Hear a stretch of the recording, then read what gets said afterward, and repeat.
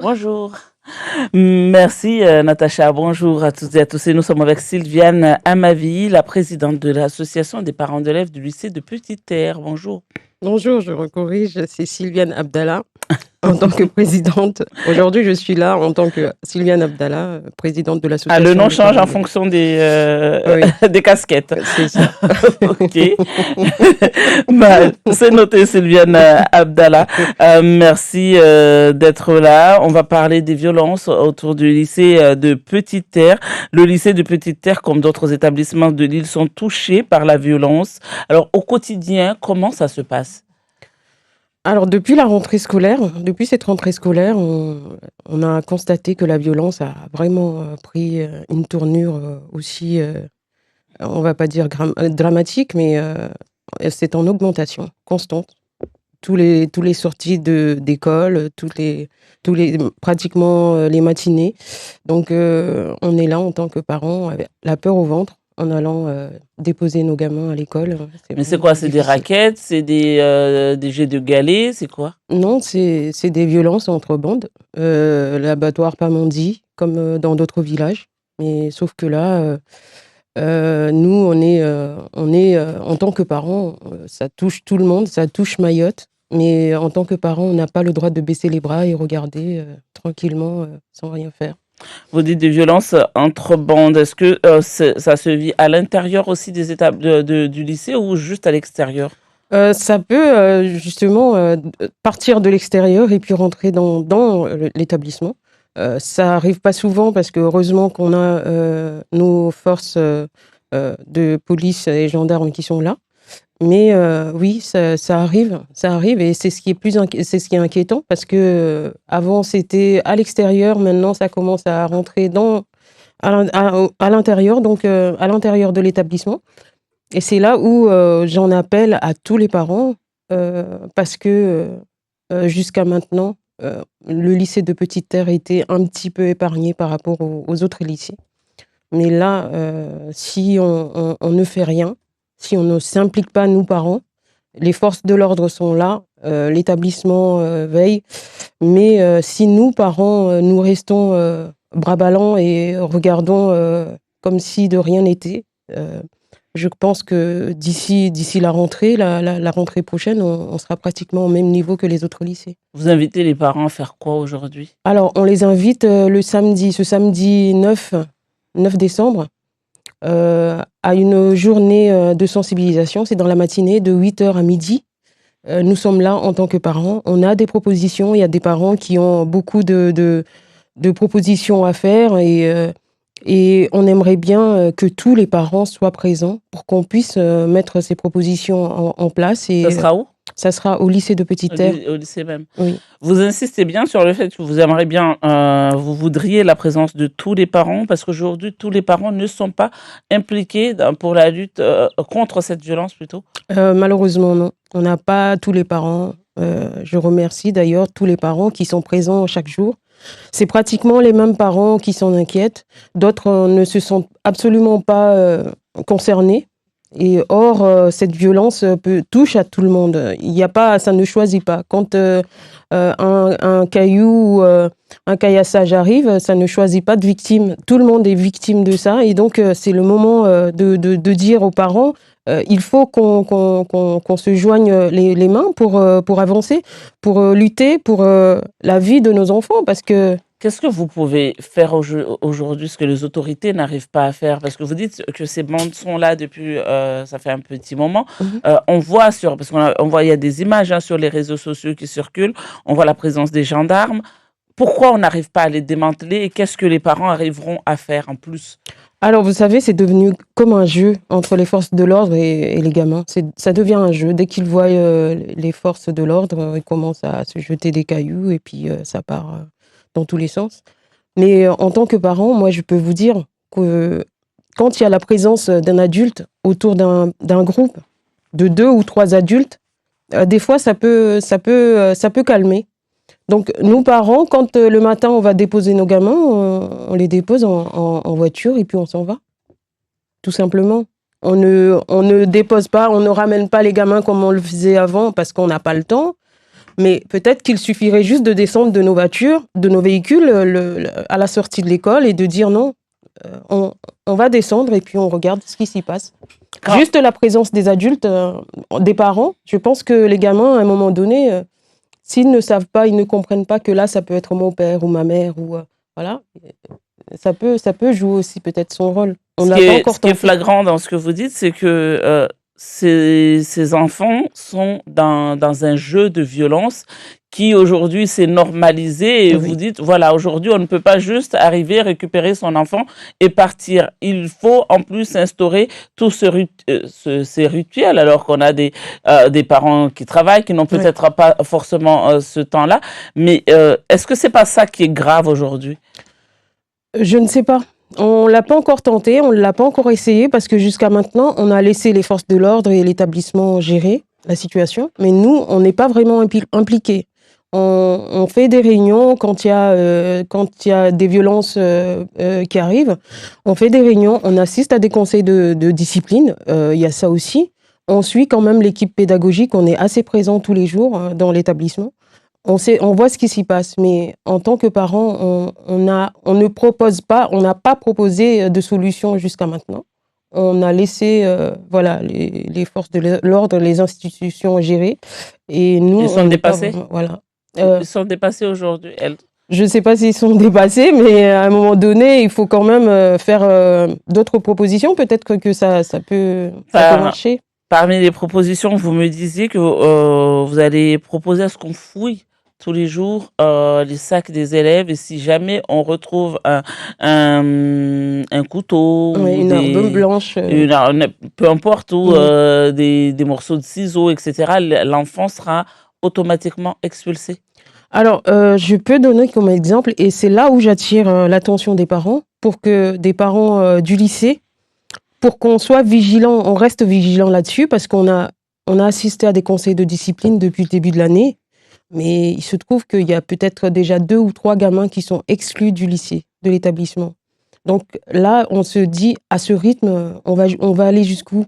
On va aller jusqu'où? Et c'est ce qui est inquiétant, c'est pour ça qu'on a décidé de faire cette journée, pour sensibiliser les parents, parce qu'on se dit, mais d'ici d'ici la fin de l'année, combien de gamins vont être exclus de la scolarité, vont être retirés de l'école et vont se retrouver dans la rue? Et d'autant plus que on constate que la violence, elle touche tout le monde, même des gamins qui sont silencieux, des gamins qui n'ont aucun intérêt à rentrer. Mais quel genre de violence? Est-ce que vous pouvez vraiment nous donner des exemples de ces violences? Des coups de poignard, ça arrive, des coups de couteau, un coup de ciseau. C'est ce qui est arrivé récemment? Voilà, oui, il y a des images. Hein. C'est pas parce qu'on les voit pas que ça n'existe pas. Ça existe. Mais le problème, c'est que là, même les gamins qui ont été jusqu'à maintenant, qui ont un comportement exemplaire, c'est que ces gamins-là risquent aussi de tomber dans cette violence parce qu'à un moment donné, psychologiquement, ils se sentent en danger et ils se disent je vais ramener peut-être un couteau, je vais mettre un couteau dans mon sac, je vais prendre une machette ou alors je vais fabriquer quelque chose pour pouvoir me défendre en cas d'attaque. Mais le problème, c'est que quand ces gamins passent en conseil de discipline, le règlement, il est strict, il est là. Dès qu'un gamin apporte une arme blanche, peu importe, pour faire du mal à un camarade, c'est exclusion directe. Donc là, on ne cherche pas à savoir qui a fait quoi. Un gamin qui peut avoir un dossier qui est tranquille, dont les parents ne soupçonnent absolument pas, ne s'inquiètent absolument pas de sa conduite, ce gamin-là peut se retrouver exclu de l'école. Ça vous inquiète aujourd'hui que d'autres élèves, même s'ils ne sont pas forcément dans ces violences-là, mais se disent, pour me défendre, oui, je vais arriver avec... Vous l'avez vu déjà? Vous l'avez constaté? Ah non, mais on a des dossiers, par exemple, dans des conseils de discipline, où on voit des gamins où les parents sont là. Ce sont des gamins peut-être qui n'ont absolument rien de soupçonneux, voilà, qui ont une tenue exemplaire, qui ne sont pas dans des groupes, ni quoi que ce soit, mais à un moment donné, psychologiquement, je comprends les parents et on les comprend aussi. Et à un moment donné, ils se disent, mais moi, je veux me défendre. S'il y a personne, les gendarmes n'arrivent pas à nous défendre, les parents ne font rien, enfin, à un moment donné, il faut que je veux vivre. Je veux pas risquer de me voir poignarder ou donner un coup de caillou parce que voilà, je vais à l'école, tout simplement. On va à l'école, la boule au ventre. Donc, ces gamins-là peuvent en arriver à là. C'est pour ça que j'attire l'attention à cette journée. J'attire l'attention sur les parents en disant, mais il faut absolument que samedi, on soit tous là pour pouvoir en parler et voir les solutions qu'il y a, qu'on puisse vraiment s'impliquer sur cette violence. Parce que autrement, nos gamins sont en danger. Nos gamins sont vraiment en danger et risquent de manquer leur scolarité pour c'est pas pour rien, hein, pour juste parce qu'ils ont peur, quoi. Et Par peur. justement, vous évoquez, voilà, les élèves ont la boule au ventre, les parents ont la boule au ventre. Est-ce que il y a un phénomène d'absentéisme? Est-ce que certains n'osent plus aller au lycée du fait de cette situation? Alors, je peux vous donner un exemple, parce qu'en petite terre, les gamins, les élèves vont au stade de Pamandzi en sport. Et il y a beaucoup de parents qui ont signé un mot disant que mon gamin n'ira pas en sport, ne fera pas sport cette année parce que la peur, mais la peur les prend. Et ils n'osent plus aller en sport.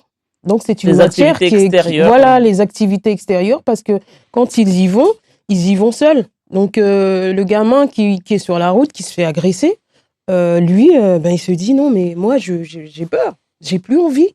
Donc, ils le disent, ils s'expriment, hein, face aux parents, ils le disent. Hein. Mais les parents n'ont pas d'autre mot que de leur dire, ben oui, moi, je ne veux pas prendre le risque de dire à mon gamin d'aller en sport pour aller se faire tuer. Quel soutien vous avez aujourd'hui quand on vous parlait de ça, on sent aussi que psychologiquement, c'est quand même très présent. Quel soutien vous avez aujourd'hui de la part de l'établissement? Alors, l'établissement, il est très ouvert, d'ailleurs. Il est prêt à travailler. Dès qu'on fait des propositions, il est, le proviseur, il est toujours disponible. Il est toujours là. Ils sont à l'écoute. Des fois, on peut aller vraiment... ça s'accroche un peu parce qu'il faut bousculer pour que les choses se fassent. Mais au niveau des propositions, nous, par exemple, quand on demande les fouilles, là, on est allé jusqu'à demander des fouilles en classe, des fouilles inopinées en classe comme ça. Donc, du coup, c'est en cours. Donc, et là, ils y vont parce que eux, en fait, ils travaillent aussi avec la gendarmerie. Mais il faut savoir que c'est pas eux qui doivent mettre la sécurité, qui doivent veiller à la sécurité de nos enfants. Eux, ils sont là avant tout pour l'éducation. Donc, ils sont vraiment disponibles pour... On voit dans certains établissements, hein, au lycée de Kahani, par exemple, où on a construit une espèce de sas de sécurité. Quand les élèves arrivent le matin, ils entrent avec fouilles vraiment assez sérieux. Vous voudriez la même chose aujourd'hui? Alors, ça peut faire peur. Parce que pour nous, pour l'instant, nous sommes épargnés. Parce que quand je parle on a des groupes de parents de WhatsApp, on en discute. Des fois, on se dit, mais nous, on a encore cette chance de pouvoir vivre à peu près normal, à peu près. Mais il y a des lycées comme Kahani, Doujani, où c'est vraiment explosif. Et on ne voudrait pas en arriver à là. C'est pour ça que il est temps de dire, je dis aux parents, il faut se réveiller. Parce que si on reste les bras croisés, eh ben, on va arriver comme Kahani, où on aura, il y aura c'est rassurant, c'est peut-être rassurant pour les enfants, hein, mais ça voudrait dire que quelque part, on a échoué quelque part. Hein. Pour en arriver à là, c'est que il y a quelque Dans chose qui des n'a pas fouilles, marché. parce que vous nous dites qu'il y a des fouilles tout le temps. Qu'est-ce qu'on retrouve? C'est quoi l'exemple le plus flagrant qu'on a pu trouver dans les sacs? On a trouvé une machette de, je sais pas, 28 ou je sais pas, centimètres. Même les profs, ils étaient choqués. Mais ça peut être, en fait, c'est pas parce que c'est grand que ça fait mal. Hein. Attention, c'est pas parce que c'est une machette ou ils se fabriquent des fois même des stylos. L'autre fois, il y a un gamin qui a pris un stylo et a donné plusieurs coups. Mais je sais pas comment il avait la force, mais peut-être 20 coups sont partis d'un coup en quelques secondes. Hein. Mais est-ce que c'est pas ça qui est, j'ai envie de dire, flippant aujourd'hui? C'est cette violence qui se dégage de ces enfants. Mais on Et ne d'où sait ça pas. vient? D'où On ça ne vient, sait vous, en pas. tant que parent d'élèves aujourd'hui, vous ne vous interrogez pas sur l'origine de cette violence? Vous savez, moi, je ne peux pas rentrer sur l'origine de ces violences, mais tout ce que je sais, c'est que moi, à mon époque, c'était pas cette violence. On a connu quelques bagarres devant le collège, devant le lycée, mais ça avait pas cette intensité-là, ça avait pas cette violence avec des armes, avec des machettes. On ne connaissait pas ça, on n'a pas connu ça. Donc pour nous, ça c'est nouveau. C'est quelque chose de nouveau, on assiste à quelque chose de nouveau. Et sachant qu'un enfant, un enfant, il suffit juste de lui montrer l'exemple et puis c'est bon, c'est parti. Et Donc, ces épisodes justement de violence avec armes, ils surviennent avec quelle régularité? C'est plusieurs fois par semaine, quelques fois par mois? Quelle est la régularité de ce genre de cas? Alors déjà, je remercie beaucoup les forces de l'ordre parce qu'ils ont du travail. Nous, parents d'élèves, on a eu une réunion dès qu'on a vu que les choses commençaient à aller crescendo. On a eu une réunion avec les forces de l'ordre, avec l'établissement, et on a demandé la présence des forces de l'ordre et aux heures de rentrée et sortie de l'établissement. Donc, les forces de l'ordre sont là tous les jours. Donc, les violences, ça peut être du lundi au vendredi, comme ça peut être calme, mais en général, l'intensité, c'est plus soit lundi ou, mais vraiment, la fin de semaine, c'est là où ça part crescendo. Il y a des élèves qui ne veulent pas aller à l'école, par Oui, exemple, le vendredi? mais oui, je pense que on aura peut-être, j'espère qu'il y aura des parents qui peuvent témoigner, mais c'est du vécu, ça se vit et il y a des parents qui ont la boule au ventre, hein,